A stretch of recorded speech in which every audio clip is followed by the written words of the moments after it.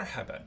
My name is Ian Campbell, and this series of 4 videos is the first series in a whole set of videos explaining the basics of how to speak, read, and write Al-Fusha, or Modern Standard Arabic.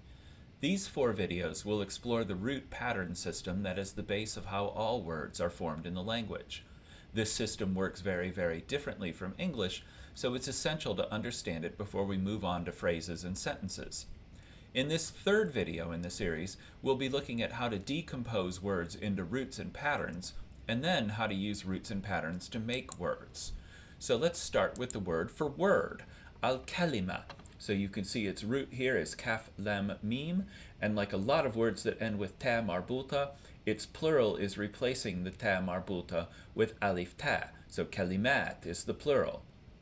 Nearly every word native to Arabic, except words like taxi and computer that have been directly imported from foreign languages, and also a lot of little words like prepositions and pronouns and things, has both a root, which gives meaning, and a pattern, which gives function or syntax. And we've seen each of these in previous videos, and now we're going to put them together. So whenever you encounter an unfamiliar word, look for its root and pattern. This isn't always that difficult. In fact, it's usually pretty easy. See whether you know words with the same root, and that way you'll know that the new word has at least something to do with the other words in that root, and you can hopefully figure out what it might mean from there.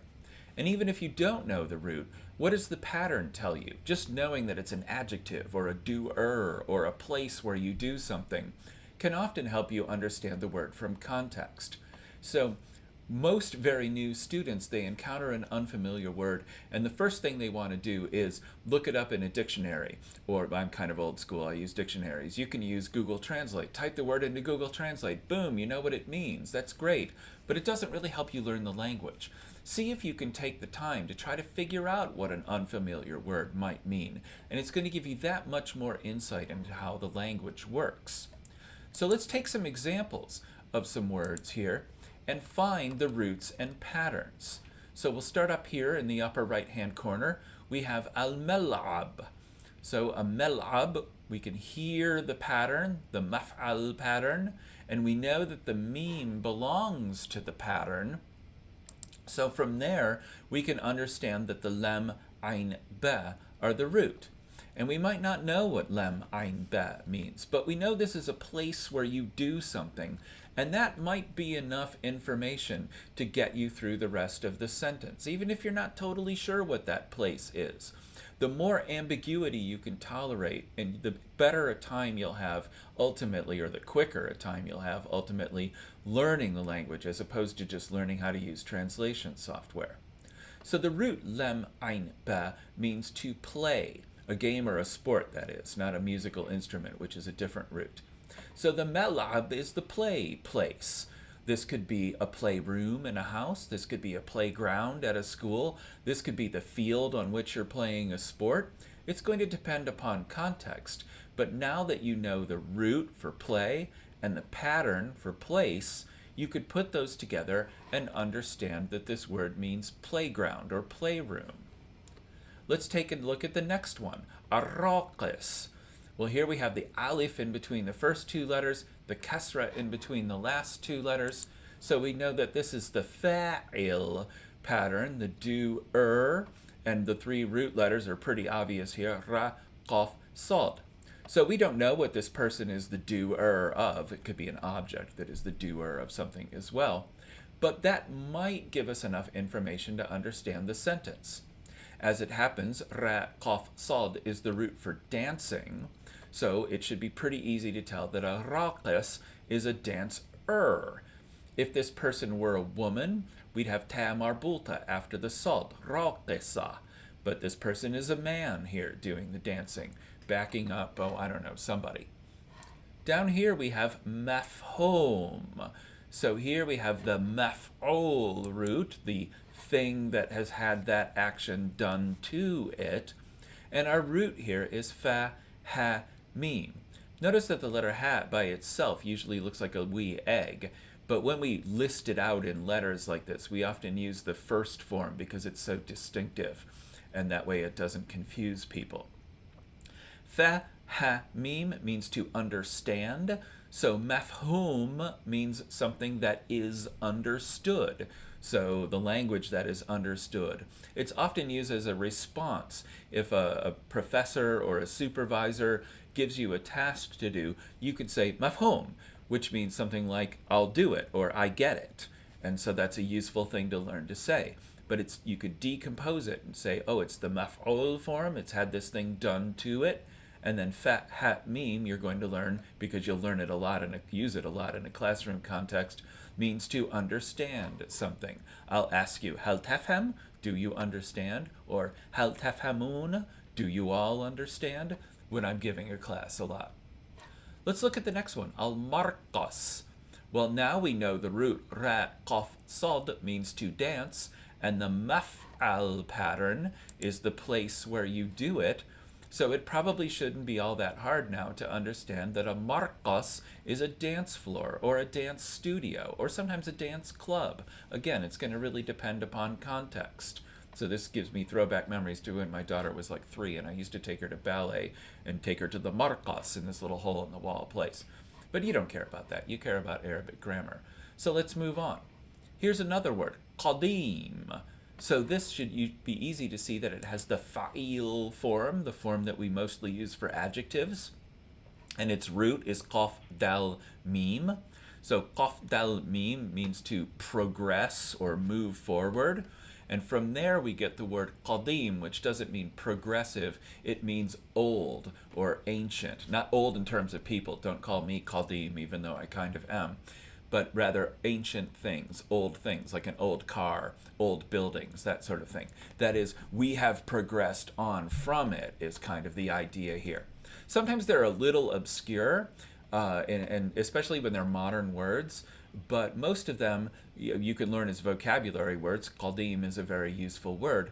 But even if you didn't know what it meant, you could be like, okay, this is an adjective and it's describing things. And a lot of times we can kind of drop the adjectives out of the sentence and still understand the basic meaning of what's going on. So you could just skip over it and be like something, something adjective. And that's a really good way to look at things as well. Again, the more ambiguity you can tolerate, the better a time, the easier a time, the faster a time you'll have learning the language.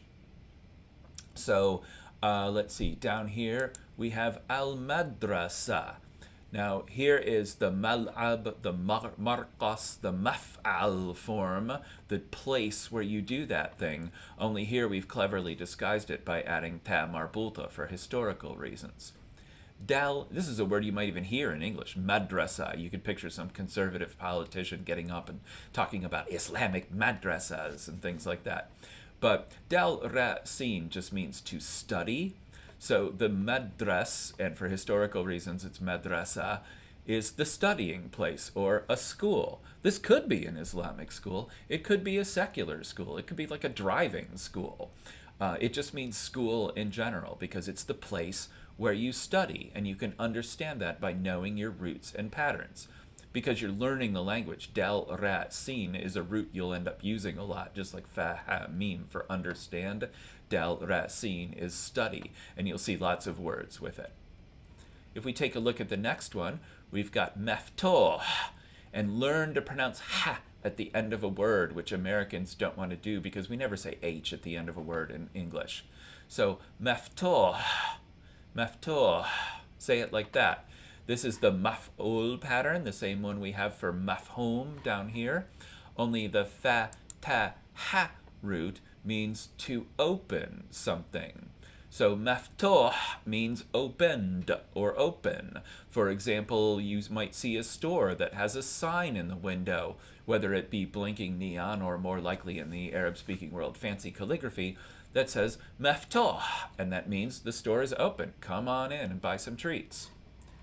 Here we have al-la'ib, and here we have the lam, ayn, ba root, and here we have the fa'il form, like raqis is dancer, la'ib is player, not like roll on through playa, but like the player of a game or a sport. So it's a little bit in disguise here because when we put the alif after the lam, we have to use the special lam alif character. Also, a lot of times beginning students don't realize that when a word begins with lam, and we put alif lam on it, we have to end up with two lams, not just one. So that's something that you should pay attention to.